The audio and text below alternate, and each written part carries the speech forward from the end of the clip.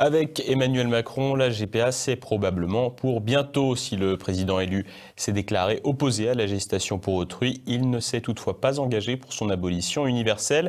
Il affirme même vouloir s'attaquer au problème de la GPA très peu payée et subie. Pierre Bergeron. La GPA ne sera jamais légalisée au cours de son quinquennat. Voilà ce qu'avait déclaré l'équipe d'Emmanuel Macron lors de la campagne présidentielle. Mais la philosophe Sylviane Gazinski, l'épouse de Lionel Jospin, trouve cette affirmation bien ambiguë. Et pour cause, Emmanuel Macron a jugé irréaliste l'abolition universelle de la gestation pour autrui. Lors du débat d'entre-deux tours, le candidat En Marche avait déclaré vouloir permettre la reconnaissance des enfants nés par GPA à l'étranger, arguant qu'on ne peut pas les laisser sans existence juridique. Une affirmation qui laisse entendre qu'Emmanuel Macron ne connaît pas son sujet ou plutôt feint de l'ignorer. En effet, les enfants nés d'une gestation pour autrui sont reconnus par le droit français. Ils disposent d'un état civil établi dans leur pays d'origine. Leur filiation, qui découle de leur acte de naissance, est bien reconnue en France. De plus, un enfant élevé sur le sol français acquiert la nationalité française dans les 5 ans.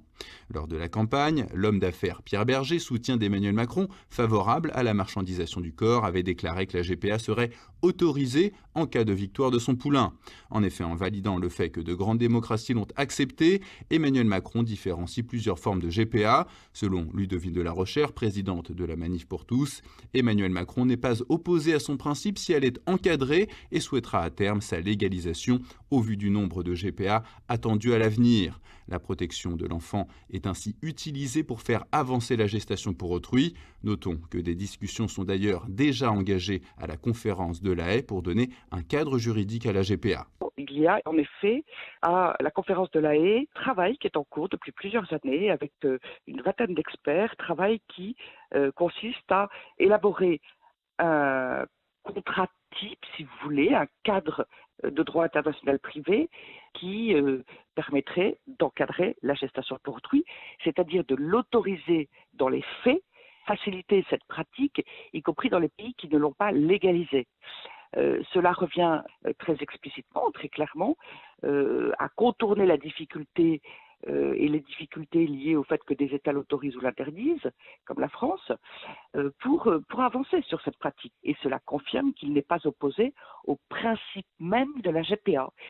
Donc il est évident que, à minima, il nous fera avancer pas à pas vers la reconnaissance de la GPA jusqu'au moment où il sera inéluctable et d'ailleurs même logique de dire bon, la GPA elle est pratiquée, donc maintenant il faut la légaliser en bonne et due forme. Comble de l'esprit qui anime Emmanuel Macron, il a affirmé vouloir s'attaquer au problème de la GPA très peu payée et subie. Pour lui, le problème de la GPA n'est donc pas éthique mais financier.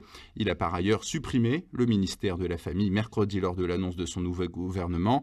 Autre inquiétude dans le camp des pro-familles, le nouveau ministre de la Santé, Agnès Buzyn, s'est personnellement déclaré favorable à l'euthanasie lors d'un colloque au Grand Orient en 2015 sur la fin de vie des enfants. Rappelons qu'Agnès Buzyn a réalisé toute sa carrière de médecin à Necker, un hôpital réservé aux